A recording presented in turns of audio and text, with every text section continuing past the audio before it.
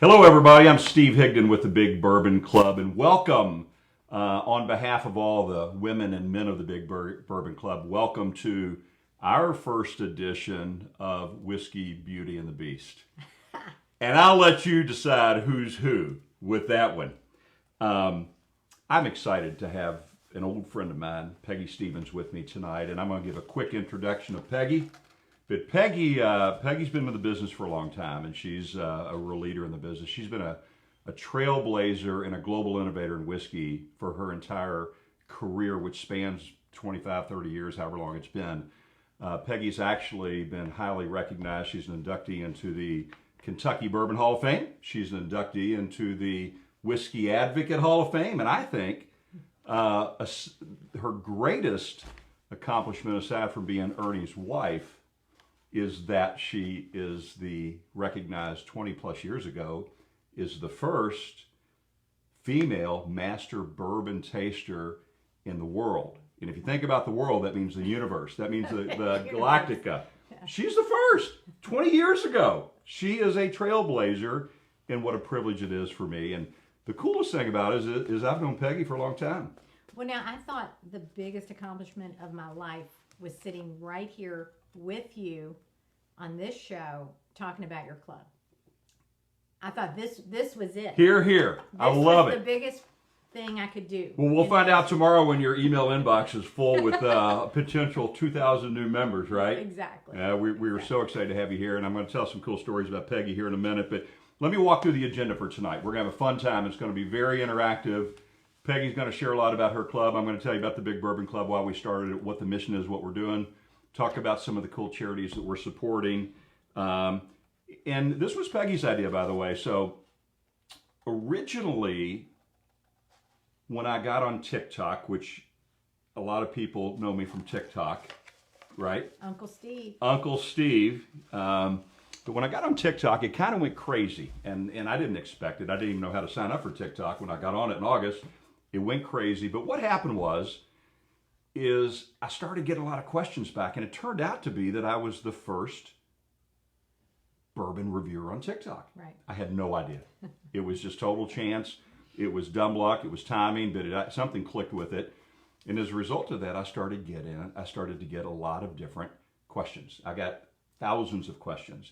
And I felt like I was the 1-800 number, Better Business Bureau concierge for the bourbon trail, for what's a mash bill, right, for how do you drink bourbon with ice, or what glass do I use. And I started realizing that I felt like there was a gap. And I saw literally a gap between the questions I was getting, who I was getting them from, and what I thought might be an opportunity to present and lower maybe the barriers of entry for bourbon to people around the world that didn't have the access that Peggy and I have being here in Louisville. And so I thought of this big idea of the Big Bourbon Club to lower the barriers of entry if you're one of those people that ultimately don't know how to get in it. Let's say you don't live in Kentucky and you don't have friends like Peggy and I have, or you're a woman, or you're a minority, or you're a millennial, or whatever the case may be. You don't know how to get involved. It's difficult sometimes. Bourbon is actually not a very inclusive spirit, and I'm trying to lower the barrier. So I thought of this big idea of the club, and the first person I called is sitting within 2 feet of me right now. I called Peggy. I said, Peggy, I've never been in this business, but what the hell do I do? Is this crazy? Is this lame brain? And we got together. Mm-hmm. We had lunch. We talked about it, and Peggy encouraged me. She encouraged me to do it. She thought it was a great idea, and she goes, let me help you as much as I can. And tonight was Peggy's idea, right? Yeah. I thought that we needed to talk to your women and figure out how to bring more women into the franchise of bourbon. And that's what we're doing. And so as a result of Peggy coaching me and leading me, we have created what we call the Women's Big Cask Force. Right. It's hard to say, and it's not That's an acronym. A mouthful. It's not an acronym for anything important. No. But we have incredible women. About 30% of our members are women. That's awesome. And they're great people, and I feel like I'm close to, we're friends now, and I've never met them in person. Yeah, I actually got a package in the mail today from one of your members. Did you really? Yes, and it was jams. Yeah. Jams that she was making with. I was very impressed with that. Well, so So we created our women's committee. We've had multiple meetings. Kira Jenkins, Melissa Middleton, and Brooke Simpson are kind of tri-chairing that thing, but we have 15, 18 women strong that are meeting, and they're working on an agenda of what women want to see with bourbon. Good. And so they are so excited. So what they did is they came up with a list of questions that we'll ask Peggy throughout the night because they want to hear from you of how they Sure, deal with some of these absolutely. challenges. So enough of that, but that's why the Big Bourbon Club was started. I'm thrilled. We have 2,500 members today, That's amazing. and this is in 2 months. And I think that's amazing. It is amazing. It's blown my mind how cool this has become, and it's going to grow a lot bigger than that. And I'll tell you about it later, but let's turn it over to you, Peg, and tell us about Bourbon Women. I mean, you did this 10 years ago now, Sure, right? absolutely. Tell us about what you're doing. Well, and I think, just to go back to your wonderful club that you've started, I think that our bourbon industry is all about relationships. Yeah. And the best thing that the industry can do is make bourbon approachable and friendly. And I think that's what you've done, to your credit. I think you've just really, as a bourbon lover, have brought education to other people and just shared your thoughts and feelings about it. And it was so sincere and authentic that I think that's why you've had such success. So congratulations to you. Thank you very much. And I don't give you compliments very often. Yeah, you give me a lot of compliments. I don't give them too often. But with Bourbon Women, I guess that's kind of how we started the beginning. We just celebrated our 10-year anniversary, which we're very proud of. We did a little streaming ourselves called Toast to the 10th. I think it's still on YouTube. But I've been in the industry for 30 years and worked in the spirits company for a while. And also, gosh, I have my own company now called Peggy Stevens and Associates. I've built 32 spirit visitor center distilleries, and I'm a master bourbon taster, as Steve said, and do flavor profiles. But in all of that time, I think I wanted to start Bourbon Women, 30 years ago, because as I would conduct tastings around the world, there would always be a sea of men, in the room as the audience, and maybe a trickle of women.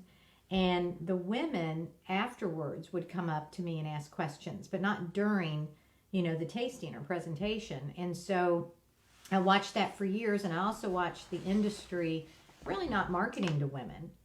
Everything was kind of the traditional Sure. white male, certain age, etc. And I knew there were women like me, born and raised in Kentucky, loyal to the product, love the culture, love the lifestyle, love the taste of it, the cocktails, all of those things that you get excited about. So I brought a little posse of women, just like you're doing your cask club, for women. And I brought them together and I said, what do you want? If we started an association, we have to be more than a cute little drinking club. We have to be something real to the industry. And so we decided to be a 501c6. So we actually help lobby, but it is a consumer group. So everything is focused on education.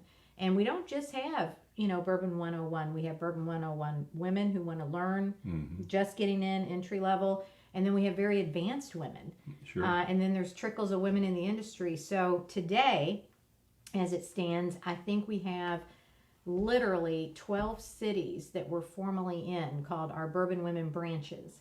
But you can go to bourbonwomen.org and find out all about where we're located and what we do. But we've executed, I think, over 200 events. Good for you. In 10 years. And we have our annual Sip-posium. That's S-I-P. Sip-posium in August 27th. And God willing, it's going to be in person this year. There you go. So over 300 women will come to that for an entire weekend of excursions and tastings and food pairings. That's kind of my specialty. Is that in Louisville this year? In Louisville, Kentucky. All right. August 27th. And so go to bourbonwomen.org and you can sign up to be a member. It's only $50 for a year. And then you are a member to go to all of these events. And the networking of these women, Steve, I think that's what I'm so taken with. Standing back 10 years and looking at all the women that I have personally met and have built relationships with. And we have Bourbon Women in Michigan that have made friends with Bourbon Women in California, and now they're lifelong friends. Yep. It's been this huge web, and that's what you're creating. You know, when I go on your site. Well, so let's talk about. So you've got kind of micro clubs, but Bourbon Women Yes. LA, Bourbon Women. Tell them where do you have clubs? Oh my gosh, we have Chicago, we have Indianapolis, we have DC, we have New York, California, Tennessee, Texas. Yeah. I mean, we have a host. And you have local leaders in those cities that are leading these clubs, right? We do. These are fearless women, purely volunteer. Yeah. Purely volunteer. Yeah. That's what's amazing. That's how much they love the whiskey and, you know, being with the camaraderie of these women. And so that's why I wanted to come on tonight, too, because I'm going to teach you how to drink like a woman later. It's time you grew up. I like that. It's time you grew up. Without a doubt. Ask Suzanne, who's in the other room. It is time I grow up. So I didn't know it was going to be tonight, though. All right, so let's do this. Thank you for the intro into Bourbon Women. So let's start with the first question from our Women Cask Force. Great. And so here's the question, Peg. Sure. How do you encourage non-bourbon drinkers, especially women, to give it a try? Mm-hmm. You know, I have a lot, actually, of men ask me that question. And by the way, a lot of men are now members of Bourbon Women because we do such great education and events, so it's kind of fun. Yeah.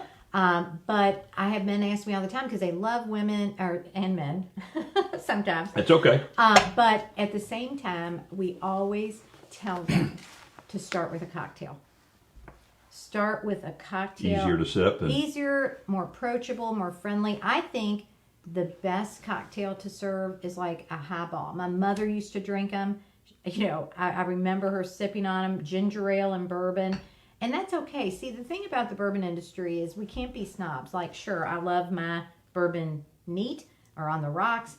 But at the same time, if somebody doesn't care for it that way, so what? It's okay. It's okay. Yeah. So ginger ale and a little bourbon or an old fashioned, if you've ever had an old fashioned, which is a little bit sweet, but has that beautiful citrus note of the orange in it. So small sips of that, and then they graduate. You know, I have an analogy for this. Okay. Craft cheese. I don't get Craft the analogy. cheese is Explain like that bourbon. analogy. Craft cheese is like bourbon. Are you ready for this? I'm ready. Okay, this is where it starts.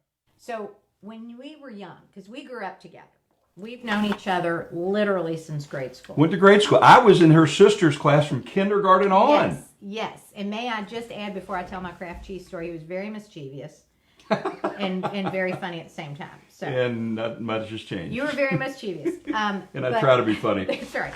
But we grew up with those Kraft cheese slices like most of you all did, okay? And we loved them, didn't we? We loved cheese. We loved that grilled cheese sandwich you got excited about. But then we grew up a little bit, and somebody introduces us to Gouda.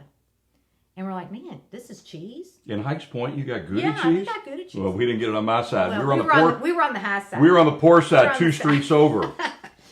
So you love Gouda cheese, and then you become an adult, and you taste, you know, goat cheese and blue cheese, and all of a sudden you like all kinds of cheese, and you've kind of upgraded, you know, from those beautiful little gold squares. Yeah. Same with bourbon. Yeah.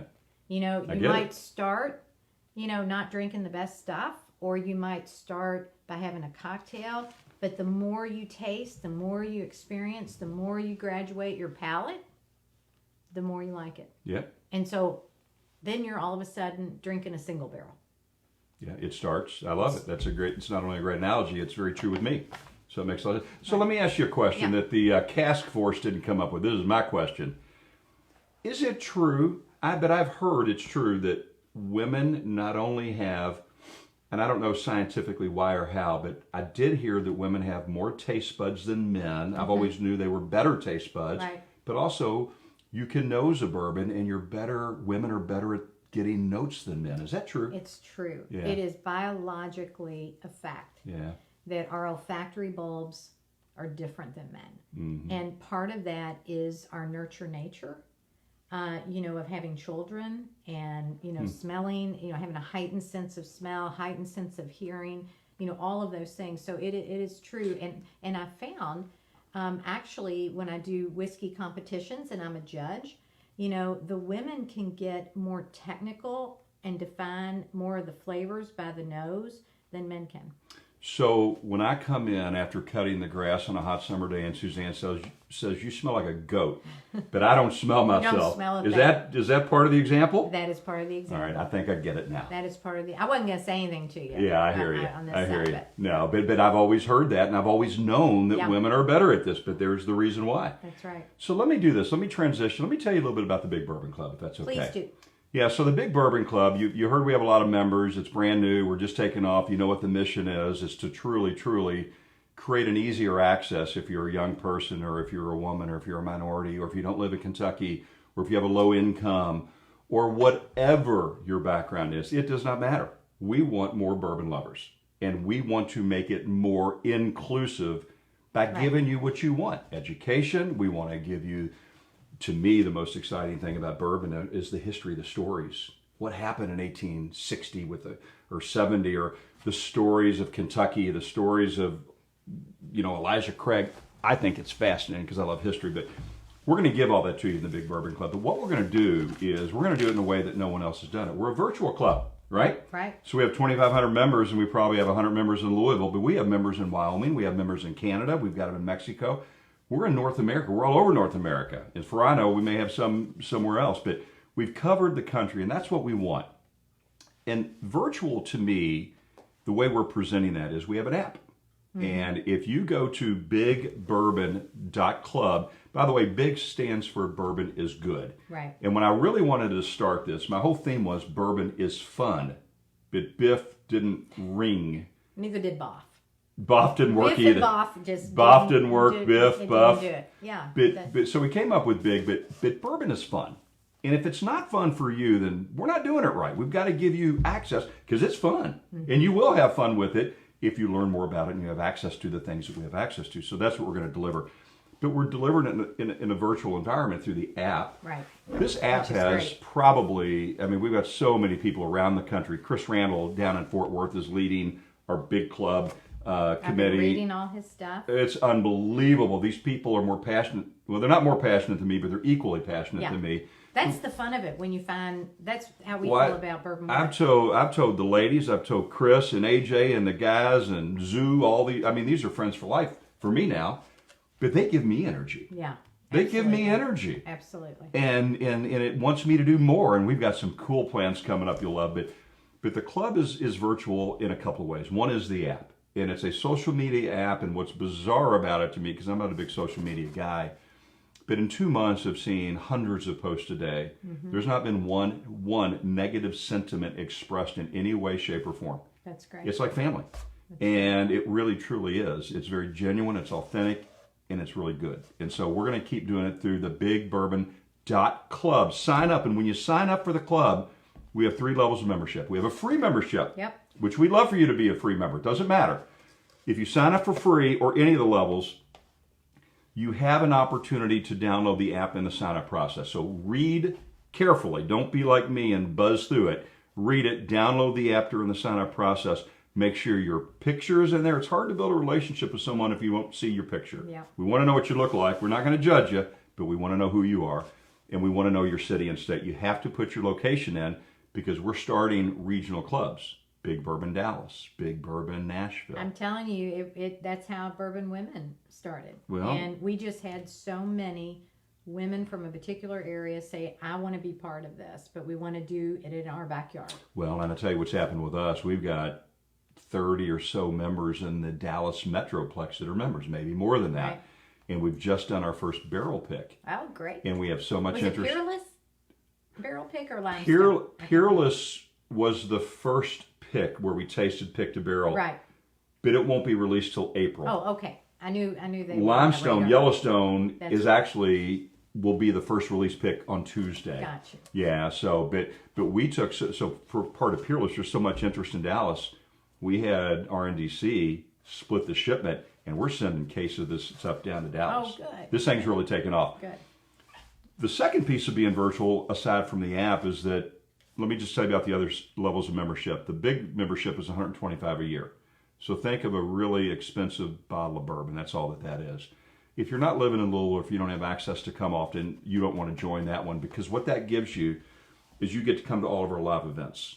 Yeah. And it's paid for through the $125. Right here in Kentucky. They're all in Louisville. Right. My business partner, Chris Bride, owns my favorite bar restaurant in town called Joe's Older Than Dirt. I visited often. Well, and his kids grew up with Peggy's kids, which I didn't say this about Peggy. Not only did we grow up together, our kids were very close friends all through grade school Yes. and high school, and graduated grade school, high school together. That's true. But Cress's kids grew up with ours too, so we've been great friends for 100 years. And all of our events are at Joe's Older Than Dirt. And so what we have lined up are live brand and distillery presentations at Joe's starting Tuesday. It's the first Tuesday of the month. So Tuesday, March 9th is our first event. It's Yellowstone. Limestone Branch will come out and present to a live audience of members at the top shelf level of 125, and you can buy a ticket for $25 at the door. With COVID, we have 50% seating because we've got to follow all the government regs, and we will. We're getting better, though. We're getting better. We are starting to. It's getting better, but we've got 75 seats, and we've got like 15 left. So that'll sell out, and Steve Fonte, the executive brand ambassador, will present, will release the bottle. In April, the first Tuesday, we have a joint presentation between Peerless and Kentucky Out. So Dixon Dedman's going to come. Great. Peerless will be here. They'll do a joint presentation. I know both of them. You know all of these people, I'm getting ready to tell you. And in May, we have a really exciting one. We have Horse Soldier. Horse Soldier will come up out of Tampa, where they live. They're building a distillery. Actually, they're not starting construction yet, but they're going to get ready to build a multi-million-dollar distillery in Pulaski County, Somerset, Kentucky. But Horse Soldier will come up in May to present, May 11th, I believe it is. In June, we have New Riff coming. Oh, and great. The June through October are now moving to Saturday. So if you're out of town and you want to come in, we've got New Riff in June. We've got Woodford Reserve in July. Was it Uncle Nearest in August? Uncle Nearest in August. I know your schedule better than Yeah, you do. yeah, you do. Uncle Nearest is coming up out of Lynchburg. Old Forester in September, in Heaven Hill. And I've already talked to 3 or 4 distilleries about next year. So we got a full agenda. So if you want to come to Louisville, join the Top Shelf and watch it in person.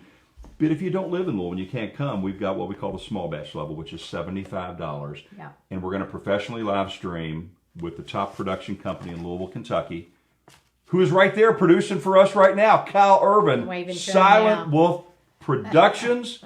He's an absolute superstar. My shoes are older than him, but that's nevertheless, we're going to live stream all of these to the small batch and the Top Shelf premium members, and we have a lot of other things coming up.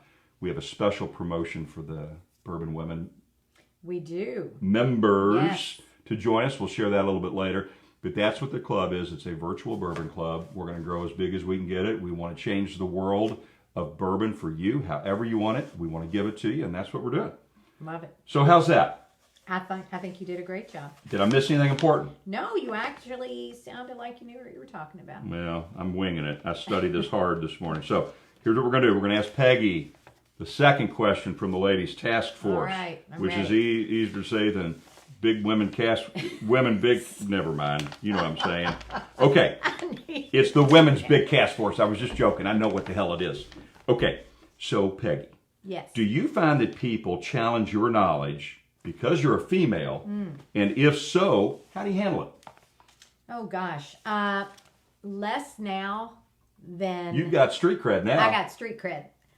So less now than it used to be, but all the time, I would say. And I hate to say that, but it was true. And when I very first became a master bourbon taster, which was really in the late 1990s, and if you think about it, it really wasn't that long ago, you know, when you think about the first female, but it was unheard of back then. And so as I would travel and give tastings and training classes, not only to consumers, but some industry people like distributors, retailers, etc., it was interesting because I found that I really had to just be authentic and just say what I knew. Right. Because I think they always underestimated me on my knowledge and my experience. However, for women out there, I will tell you that people underestimating me actually became my superpower. How's that? It became my superpower because I always exceeded. I always did better because I knew they had low expectation. they didn't expect much. And so that motivated me to blow their socks off. Yeah. You know, when I was entertaining, when I was giving a tasting, when I was doing a barrel pick or samples or profiles or anything of that nature. And so I feel like that was really what made me excel. And I took advantage of them underestimating me. Yeah, that's been one of the really common questions of the ladies. One of the ladies in our club, Lindsay Horton, she reached out to me, again, on this TikTok platform. I didn't know Lindsay from Adam. And she actually works for a distillery in Beeville, Texas, called Cedar Ridge Distillery. It's a small. Gosh, I don't know that. It's a small craft one. We can taste one a little bit later because she sent me a bottle of Louisiana Purchase. But she wrote me, and it's actually one of the testimonials on my website. She goes, Steve, I love bourbon, but I'm intimidated to ask a man how to take the next level. I want to learn more. I want to go to the next level. And so we get that sentiment a lot from ladies. Yes. And we want to break down that barrier. So. Well, absolutely. And, you know, it even crosses over to different whiskey conferences that I go to, where there'll be a trade show of some sort and, you know, booth after booth after booth of tastings.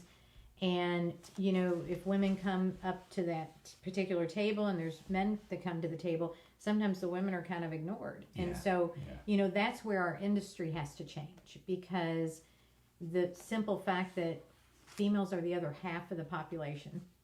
You know, we are the next frontier of consumers, and you know, along with other diversity groups that we need to pay attention to. You know, so that's where I feel really I have a lot of heart for, because it is changing, it is growing, and I think through people like you and your efforts toward women and Bourbon Women Association, we're educating the industry, and it's responding. In 2001, I was NABO's National Corporate Supporter of the Year as a person. Good for you. How about that? I love that. Before it was cool. I was a member of NABO. Well, before it was cool. It's like when you were a young cool. master taster. Yeah, right. Let me do this. Let me take a break for a second. And, Sure. And Kyle, I'm gonna jump to the sponsors real quick. And I'd like to mention who the sponsors are and thank them for the support of the Big Bourbon Club. And so let me just kind of read off the list. Joe's Older Than Dirt, I mentioned, Bourbon City Cruisers, Bourbon Shades, Mint Julep Experiences, Wesley Wicks down in Florida, the Whiskey Grail out of Savannah, Georgia, Silent Wolf Productions, we've introduced you to Kyle, Justin's House of Bourbon, the Kentucky Bourbon Official Starting Point, which is part of the Fraser Museum, Yes.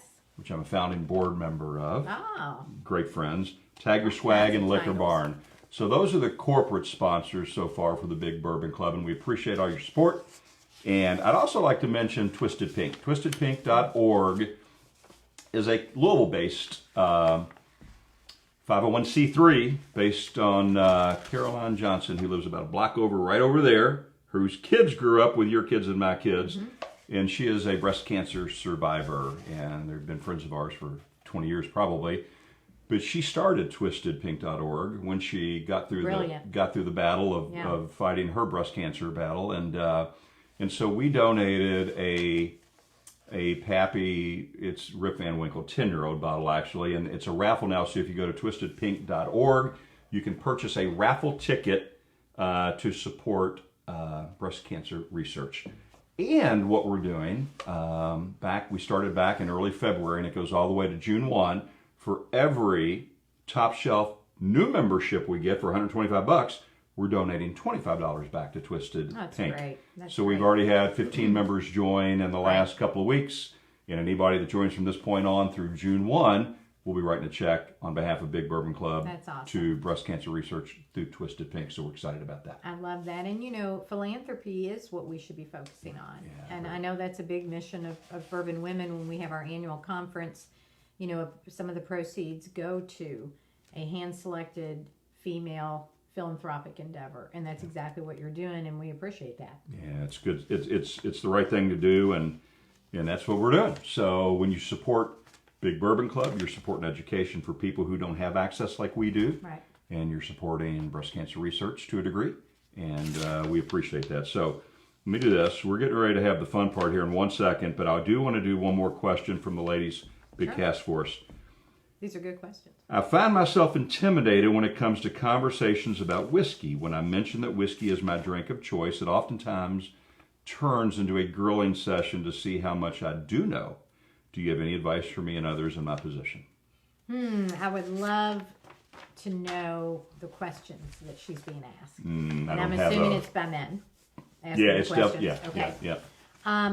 Yeah, it's funny because I always get questions, when I'm conducting a formal tasting and have a live audience. And, there are always people that ask very honest questions that they need the knowledge, or it's a simple question and I can answer it.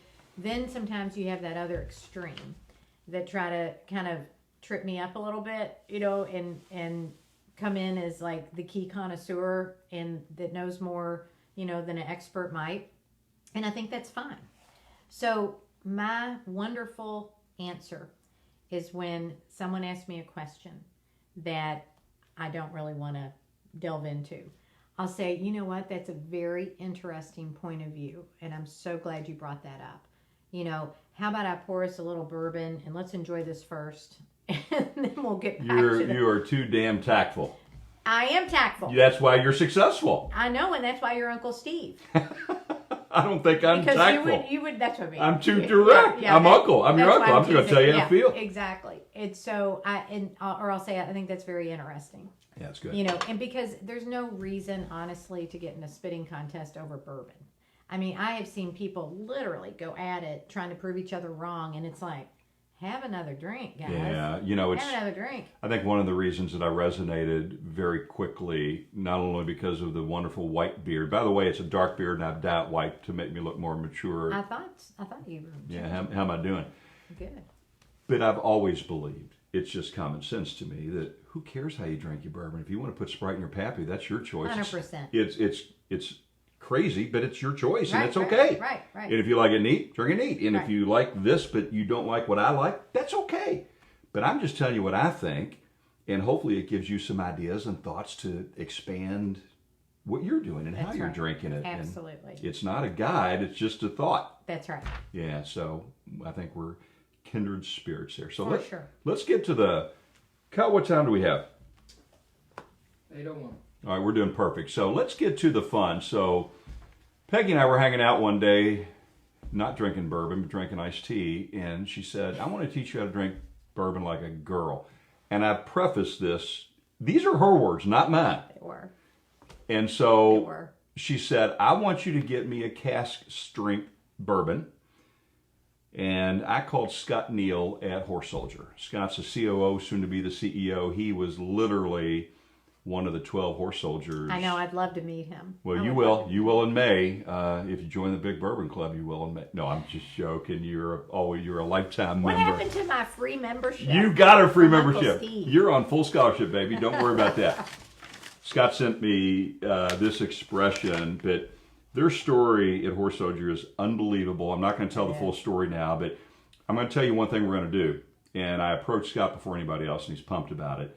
We're going to offer, and this is Chris Randall and his entire committee. I don't want to just start naming names because I'll miss somebody, but his committee came up with this idea, and it's brilliant. And I called Scott, and he loves it. But what we're going to do is, for our premium members, Small Batch and Top Shelf, Right. we're going to have a Zoom call. It'll be a couple hundred people on there, maybe if we get more members, more than that, but a couple hundred now.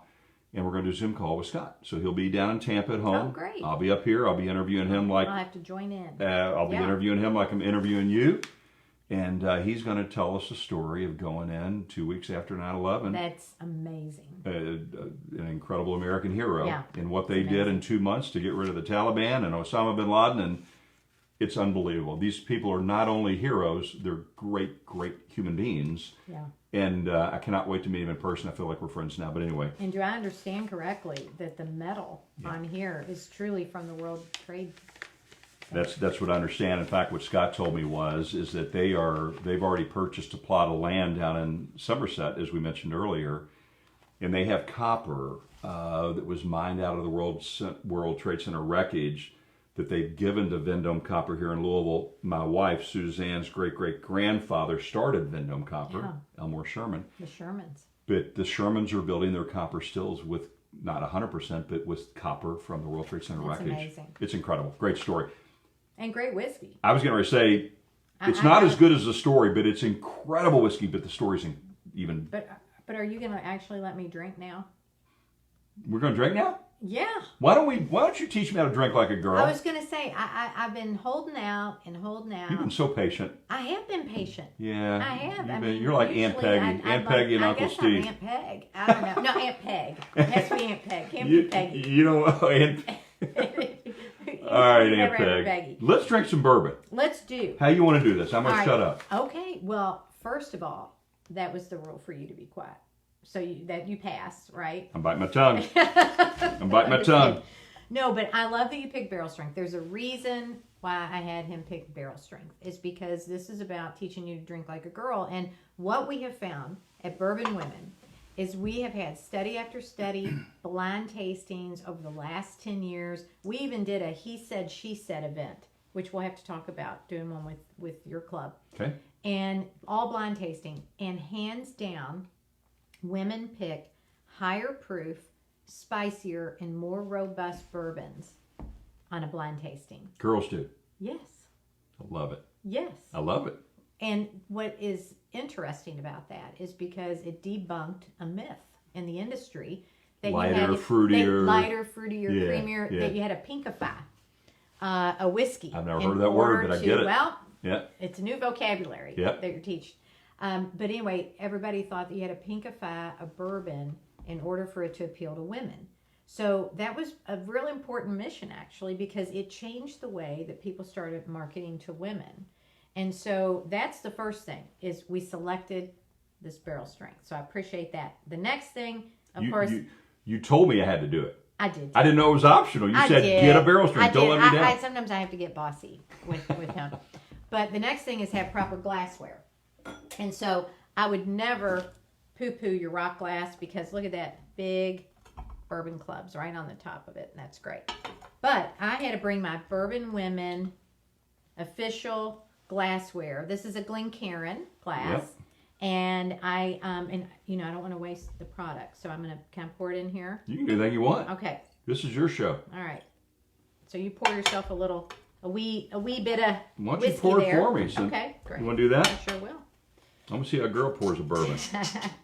And I have to say, I do cheat, by the way. As soon as I do a lot of whiskey reviews for American Whiskey Magazine. So I do about 25 blind samples a quarter. And I cheat sometimes when I open the cork. The first thing I do is nose it, just to get my very quick first impression. So this one is so smoky. And I mean, it really is. It's caramel and smoky, and I can already smell the spice in it. So let me pour you a little bit. So Peggy, how important to you, if you're just sitting around at home with you and Ernie drinking a bourbon? Yeah. Do you nose it every time? And how important is that to that entire experience with that drink? You know, there's a difference between me tasting and drinking. Yeah. You know, and so when I'm really tasting a whiskey and I really want to understand it, I will nose it, really, and get to know it. And then I enjoy sipping it. And then every now and then I'll nose it again just to see if I get the same smell, because things tend to open up over time. That's why when I do an official tasting, I like to have it sit in the glass for a little bit. 5 minutes? Mm-hmm. 5 minutes tops. 5 minutes tops. In fact, I was doing single barrels, that I had 10 blind tastings for single barrels. And so I poured them all and just let them sit for 5 minutes just to open up. And it's amazing how things will change. Yeah. But I always do my first impression. So that's one thing. I think it's almost like a date. You're kind of getting to know somebody. And so I always like to just nose that You bottle. Sniffed your date? I do. Don't you know that Come on. when you were She dating... doesn't bite on any of this stuff. When you were dating, when someone smelled good, you were attracted, right?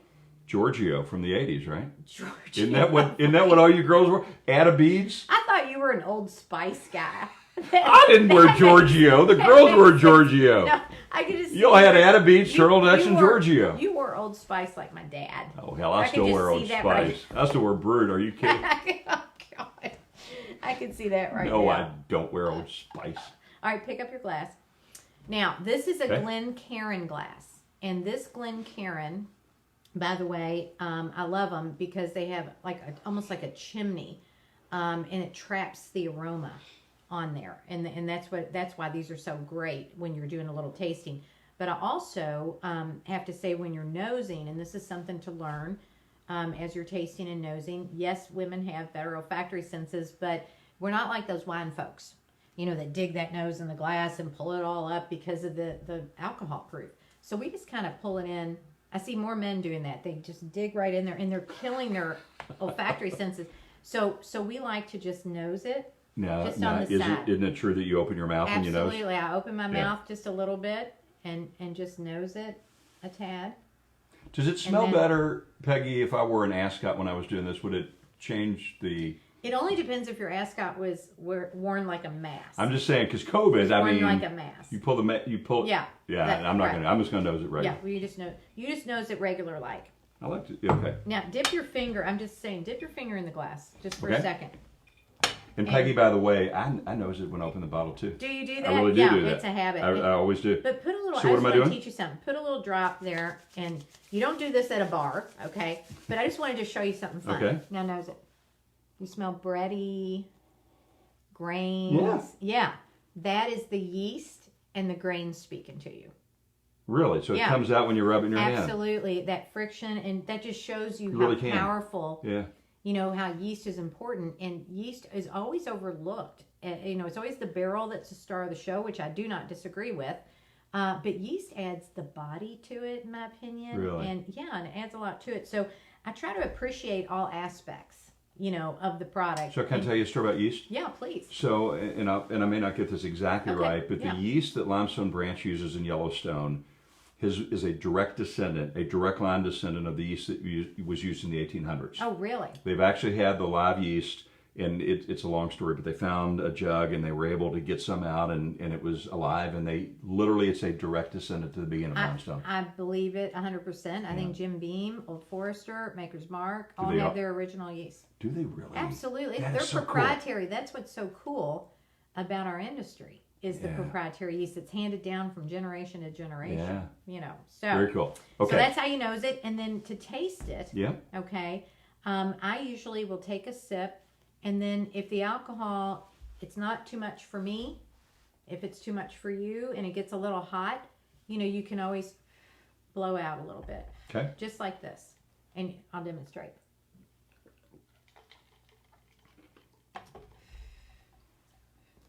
Just like that. Okay. Now, I love a barrel proof whiskey. And so I, take it all in. But notice the difference when you taste it, you swallow it, and you blow out. It intensifies the flavors in your palate. Literally. Now, blow out a little bit. I can tell you one thing. I've never Isn't done that wild? I've never done Well, that. I know I'm teaching today. I'm teaching you to drink like a girl. I'm usually like a C+ student that talks too much in class, but this is good. I know. And I've it's never. just- It absolutely did change it. Didn't it? 100%. And what I do when I'm doing food pairings or like whiskey profiling, and I'll take a sip and I'll do that because it's like surround sound. All of a sudden, the actual flavors get brighter and you're a little past the proof. So Peggy, tell me about the chew. Do you chew? I'm still chewing. This is the Kentucky Chew, and it's called the finish. So we've looked at the aroma, the flavor, and the finish. And the finish is how the actual product leaves you. Does it dissipate really quickly? Is it a sweet, dry finish? Does it linger? And this one certainly, as I'm talking, is lingering. I can still taste it. When you can still taste it. It's a long finish. Yeah, it is a long finish. And that's kind of what you're looking for. So the Kentucky Chew is just kind of bringing that air back in. Not like the wine folks, though, that... that's too much air. So tell me what this means. So when I drink bourbon, I typically hold it in my mouth for several seconds. I don't drink it fast. I hold it in, and I use my tongue to get it all over the palate, front, back, all over. Chew it a little bit. Sip it slowly. What does that mean? That means that you like surround sound. Okay. Surround sound flavor. In fact, the master distiller that trained me, Lincoln Henderson, he was an icon in the industry. He actually started Woodford Reserve, and then he went on to do Angel's Envy. Which you're not going to want to hear this, but I'm going to tell it because this is my show in my living room. Lincoln Henderson's grandkids, Wes Henderson's kids, Went to school with our kids in grade school and high They school did. too. I mean, It's Mayberry. I can't. It's Mayberry. I can't believe what everybody's thinking right now with our neighborhood. I that was we at grew Wes up in. Henderson's original Angels Envy release party in his garage 20 years ago. Isn't that wild? It's and then, wild. And then for his father to have trained me, to be It went for reserve. Yeah, but he used to do that, like what we're talking about, kind of wish it all around. From what I remember, and he would laugh because he would say, "We have the healthiest teeth, in the world because of what we're doing with our bourbon and There you swishing go. and everything." And I used to get the biggest kick out So of that. tell me again about the blowout. Is it every sip you take, or No. is it just the No. beginning? No, this is a matter of teaching you how to really taste. Yeah. And get a feel for it. You should drink it any way you like, frankly. If you like it with a block of ice and you want to take small sips, absolutely. But just for that first sip, if ever something overpowers you or it's a little too hot at 1st, blow out, and that'll just really help you say, gosh, I taste the brown sugar. I taste the, until you warm up a little bit. Because it is important, when I'm sitting down to do a blind tasting, I will have a sip of some kind of bourbon before I even start, just to get my palate rolling. Yeah, I mean, that acclimation taste is not It is. usually a good taste relative to what's going to happen That's later. correct. Right? That's correct. Do you feel like you need to taste the same brand to start with before you go to the tasting, or is No. it just getting a high proof something in your mouth? Just getting a high proof something, Yeah, high makes proof sense. something. Just, like you said, just to acclimate Yeah. your taste buds. And believe it or not, when we conduct tastings, you're really best before 10 a.m. Excuse me? You're really best to do a formal tasting and profile before 10 a.m. Now That's think all. about it. Well, they say that you can't drink all day if you don't start in the morning. There you go. That's exactly the truth. That's not what you're going That's to. exactly the truth. No, but because your palate gets deadened as the day goes on, and you've had lunch, and you've had coffee, and you've had a Coke, and you've had a this, and then you have dinner, and then you have a cocktail. So you've had flavor influences all day. So when you're really judging a bourbon, like I do, when I'm doing a tasting, that's important. That's interesting. Well, it is. all Big So Bourbon I Club always members. have happy mornings. Well, I was going to say, you also don't post until about 6 o'clock at night. I don't want to see a whole lot of posts in the morning now. You'll get to work first, right? So, I just had an epiphany. What was the epiphany? I feel like, we're drinking Kentucky champagne, right? I feel like we're celebrating. I feel like Jim We are Nance. celebrating. I feel like Jim Nance in the Butler cabin. I feel like, literally, I'm going to put a green coat on you. This is the 85th edition of the Masters at Augusta National, and this I is need a Jim green Nance. coat. You know what? You just came up with your next big idea for the big club. What's that? Colored coats. I Just don't. like the I Masters. don't know about that idea, Peggy. You stick with tasting I bourbon. don't know, but But isn't this like the Butler cabin with the fireplace? this is like an award ceremony. Well, let's do it. This is like an award ceremony because in this little bag, I have a Bourbon Women pin that I'm going to give to Uncle Steve because I have just taught him how to drink like a girl. I love it. And that's for you Thank to you. wear in honor. Now, don't everybody clap at once. I was going to say, everybody wants one. I know they do. I know they do. Kyle's air clapping. Now, Kyle, what do you think over there? Thank you. Are you mad because I didn't bring you a pin? I do feel a little slighted. I know you feel slighted. I I'm will sorry. wear this See, proudly. I knew I'd hurt somebody's feelings. I'll over wear here. this proudly. Everybody's gotten gifts, bourbon glasses. I know. Yeah. I'm telling you. Yeah, and all you're doing is working. Poor Kyle. Well, this has been incredible. This has been a great time. It has been a great time, and I have one more parting gift for you. Well, you're gonna make me feel bad because I didn't bring you a gift. I'm used to that. I'm used to that. with You this married stuff. Ernie Stevens. No bourbon woman would ever travel without her carry-on bag, which is loaded with all her favorite samples. So hold on. Can you get this through TSA? You get that. Well, You put it in your. if you're really good. No, you put it through your carry-on If bag. you're really I good. love that. So look, it has its own funnel. This is on the bourbonwomen.org site. Okay. But this is your parting gift. Thank you. And so now you really are dressed up. How about Dressed that? up and ready Could to I go. get a carry-on shoulder carry? That's what I'm saying. I think it's like it's a man purse for you. It's a we call those Merces. Merces. Okay. Yeah, Kyle's got a Merce, I bet. Well, I didn't know that. Well, And then I'm bringing this for your wife. This is a Bourbon Women shirt That is awesome, because I know she Peggy. loves to play golf, and she'll use this on the golf. She doesn't course. like to play golf. So this wouldn't fit you anyway. Yeah, she does love to play golf. I was gonna bring something for you, but I knew That's that all wouldn't right. fit you. Thank you. My size has changed twice Your in the last size 2 has months, changed. so it's okay.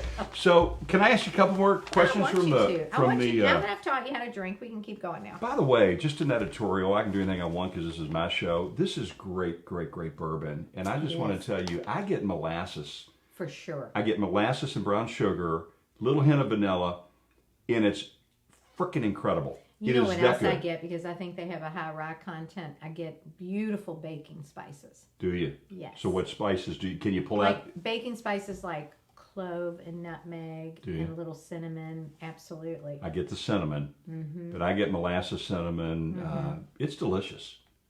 And so they And have, there's a little chocolate. and so they're not chocolate. sourcing this. Horse Soldier does not Their source. contract. They have a contract manufacturer in Columbus, Ohio, Freedom Distillery, I think they call it. Okay. And they sold 40,000 cases last year. Their 5th year. They're amazing. killing it. It's amazing. And I think they're in 13 states or Good something for like them. that. But they're killing it. And you can come see Scott and his team in May at Joe's Odor Than Dirt. Let me take a sip Yeah, dude, that'll clear your throat. and blow it That'll clear his throat before he asks me his next question. before I ask the next question. It's good. Me and Lincoln. Lincoln's in the Hall of Fame. Everybody's in the Hall of Fame. Ask Wes. Cal's in the He'll Hall of tell Fame. you. Wes is in the Hall. I'm I not in the love Hall of Fame. Hell, I'm not even in You the will industry. be one day. You will be one day. I'm just changing the world one person, one drinker at a time. Okay. Let's see. Okay, here's a question, Peggy. Okay. Are you nervous? I am shaking. Okay, well, this is a tough one. Get ready. What's your next goal when it comes to your career Oh, and gosh. women and whiskey and bourbon? You've been such a great trailblazer in what otherwise is a gentleman's world. I wouldn't call it a gentleman's world. A man's world, maybe. Not a Okay. gentleman's world. But All what do you right. see happening next, and what's next for you? Well, I'll tell you, let me start with what's happening next in the industry, Okay. in my opinion. What we're doing right now. I think that that virtual is not going to go away. I think that we all miss, of course, the olden days of Yeah. in-person events, and those will come back. Just like our Bourbon Women Conference that we're going to do in August. But it'll be a hybrid. We'll do some virtual, we will do some in-person, and I think that everybody will follow that for quite some time.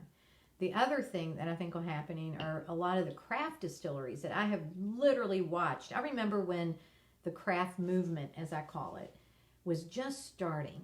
And Did Tommy Bullard start that? some people will credit him for it, but not really. Bill Owen gets a lot of credit. And who's Bill? He started the American Distilling Institute. Okay. But anyway, and this was 20 years ago. Okay. And I remember that the big boys, if you will, the big spirit 5 or companies 6 of them, yeah. didn't even really pay attention. I bet they didn't. Oh, it was like, how could that ever break up? We make 95% of the world's bourbon right Yeah, here. you in can't Kentucky. touch How us. do you touch us? Yeah. And now, that I taste these craft products that 10 years ago really were not mature and not done well and everything, they're coming along Yeah, they are. and they're growing and they're making good juice. making great juice. And so what I think is going to happen is that I think some of the larger companies, you're going to see more acquisitions, just like Pernod Ricard and Rabbit Hole. Yeah. Just like Constellation Brands. Bacardi and yeah. Angel's Envy. Absolutely. And Diageo I think Bullet. you're going to see more of that because why wouldn't they? So Right. are these big ones that need a bourbon in their portfolio, or do they already have bourbons, or is it all of the above? Well, when you think about the capital costs and the time of developing Oh my God, it's a an brand, 8-year. right? And to- so you have these craft distilleries who have created this following, the infrastructure's there. So for a large company to be able to just come in and take over and then build distribution, it's right for the and they've picking. already got the distribution. Right for the picking. Yeah. And so I think we're going to see more of that, which is Yeah. not a bad thing. It's a good thing if you want to sell your company, right? Well, or still be a Limestone part. just got purchased. Oh, I didn't realize who. Well, MGP purchased Luxco, Oh, which is that's the right. 50-50 partner. That's right. But they're the They're controlling part partner. of. I forgot they were part of the Luxco family. That's Yeah. right. Michelle It's- Lux is a good friend of mine. It's happening as we speak. Yeah, isn't that interesting? Now, for me personally, What's going on with you, Pat? well, it's interesting. I've done so many really wonderful things and have had so many wonderful experiences in my life with this spirits company and with having my own company and and writing for a magazine. And I've just so many things. I'm part of Spirits Network, as I've told you before. I've told them about you too. But I'm looking at my 10-year snapshot very seriously. You're right 35, now. so what do you want to be when you're 45? Exactly. And so my next 10-year snapshot, I realize how much I have done building other distilleries and visitor centers and brands. And Bourbon Trails. And Bourbon Trail. And, I'm behind a lot of brands in developing their packages and their products. And so I don't know. I want to hear, instead of me telling you, I'd love for your audience to tell me, what would you love to see from Peggy No Stevens? Some people say, oh, you should start your own brand or you should start your own product. So I'm toying with quite a few things in front of me right now. Good for you. So I think it'll be interesting, but I think this is going to be the most exciting 10 years of my career is the next 10 years. Don't you feel smarter than you've ever been right now? Wiser maybe. I don't know if smarter or wiser. I definitely feel wiser, and I sure am a lot less patient. Are you a lot less patient? I think I'm more patient. Oh, I think I'm a lot less patient. I think I'm more patient. I've never been patient, so that's never been a strength. That's been a major weakness of mine. I'm so impatient. I'm so less patient.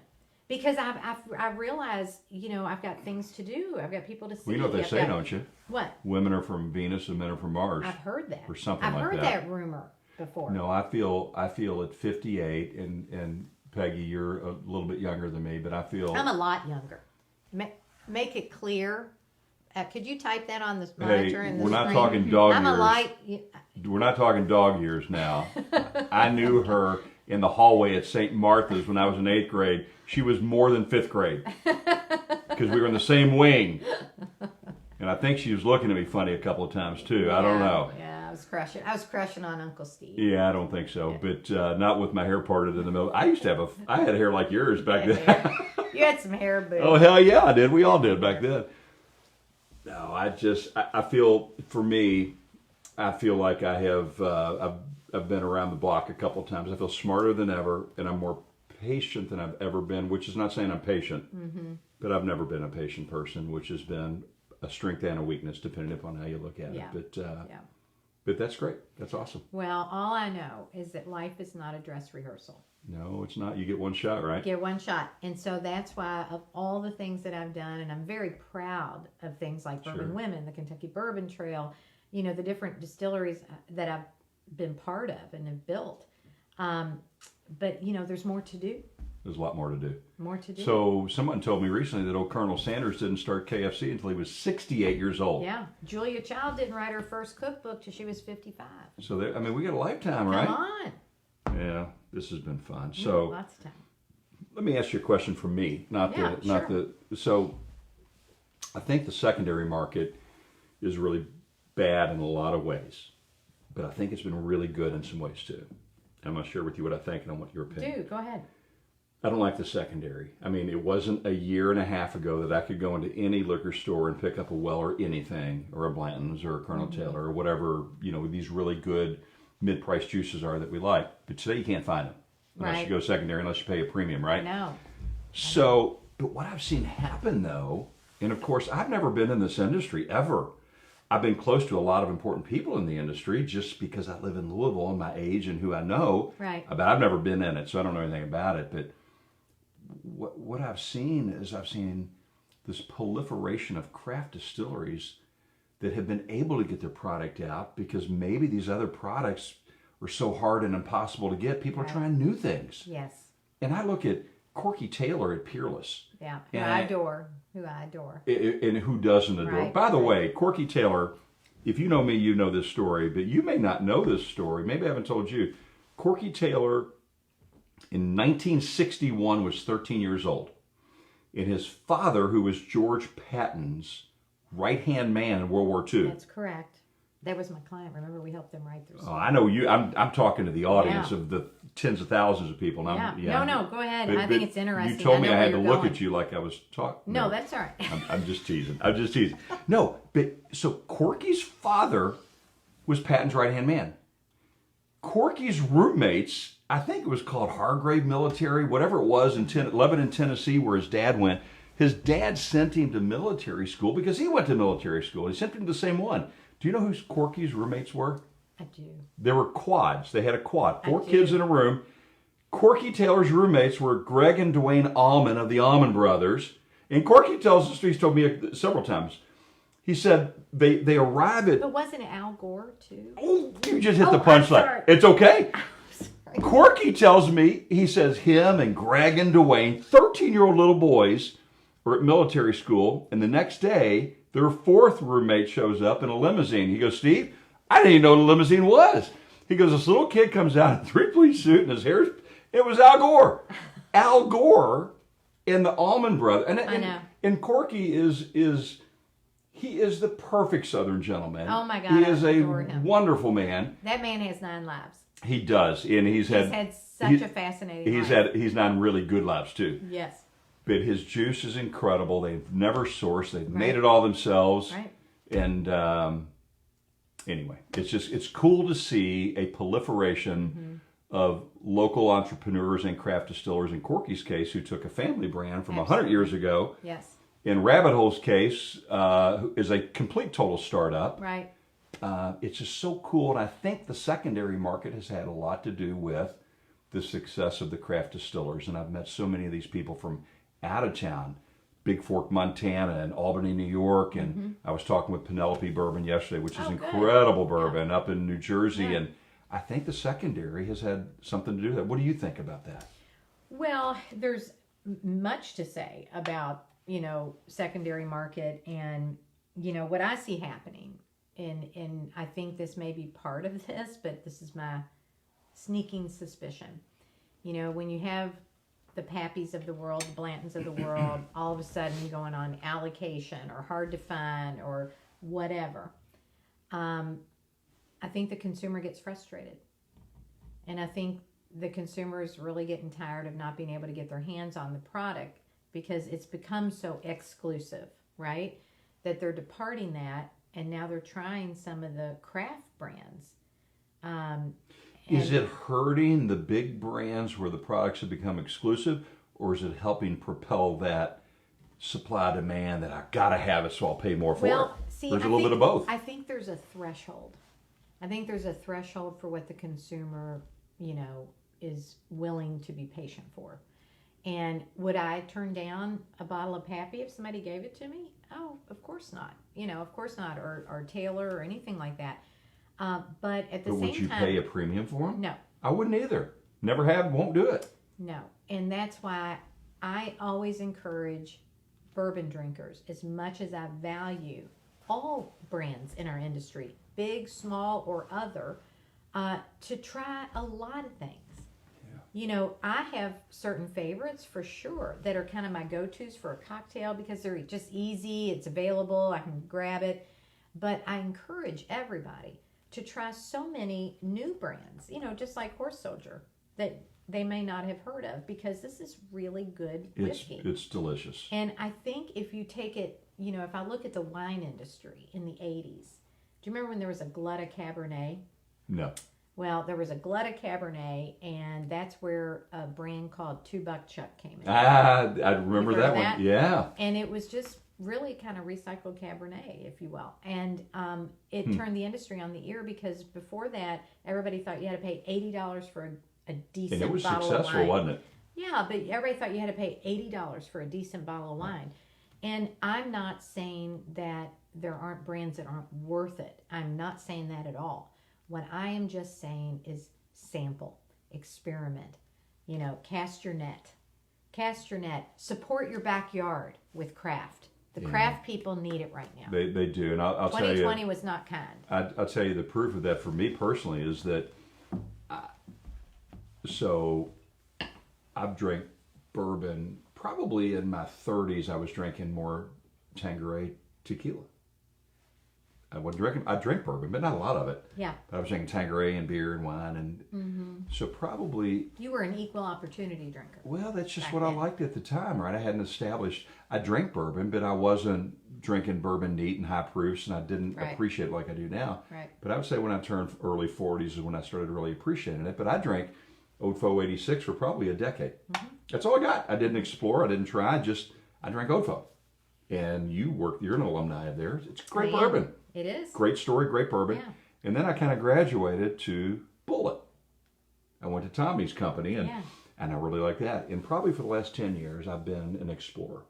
I love to try everything.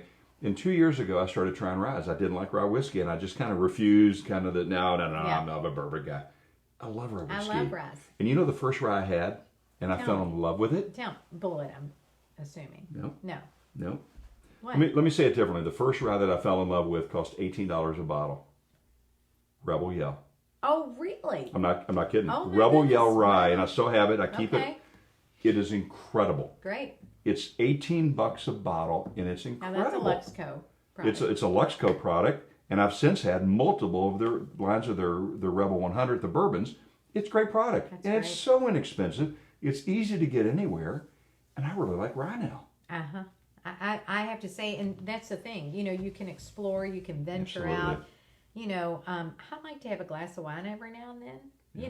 If that's really what I'm in the mood for. So I think it depends on what mood you're in, but I do heavily encourage everybody to look in their backyard right now. I love it. I love it.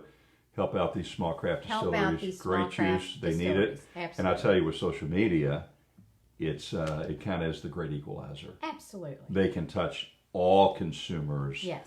And it's cool to see what's happening that way. Absolutely.